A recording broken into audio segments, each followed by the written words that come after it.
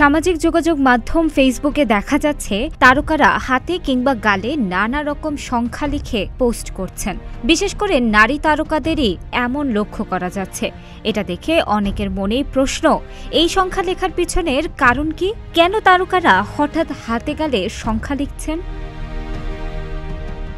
জানা গেছে এটি মূলত ডিজিটাল সহিংসতা ও সাইবার বুলিংয়ের প্রতিবাদ। এই কারণে সংখ্যা লিখে নতুন আন্দোলনে নেমেছেন তারকারা। আন্দোলনের নাম মাই নাম্বার মাই রুলস। প্রতিদিন সামাজিক মাধ্যমে তারা কতবার সাইবার বুলিং বা অনলাইন হয়রানির শিকার হন সেই সংখ্যাই প্রকাশ করেছেন নিজেদের ছবির সঙ্গে।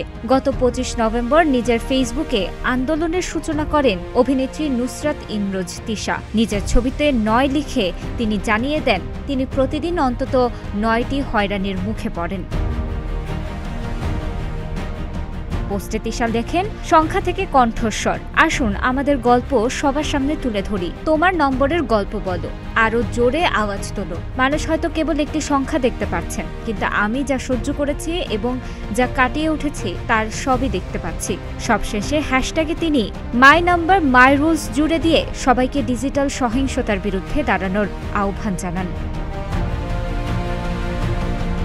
শুধু তিশাই নন, ডিজিটাল সহিংসতার বিরুদ্ধে এই আন্দোলনে যুক্ত হয়েছেন চলচ্চিত্র, নাটক, সঙ্গীত তারকাদের অনেকে। অভিনেত্রী রুনা খানের নম্বর ২৪, শবনম ফারিয়ার ১০০০, প্রার্থনা ফারদিন দিঘির ৩, মৌসুমী হামিদের ৭২, সাজিয়া সুলতানা পুতুলের ৯। এভাবে দৈনিক হয়রানির সংখ্যা প্রকাশ করছেন তারা।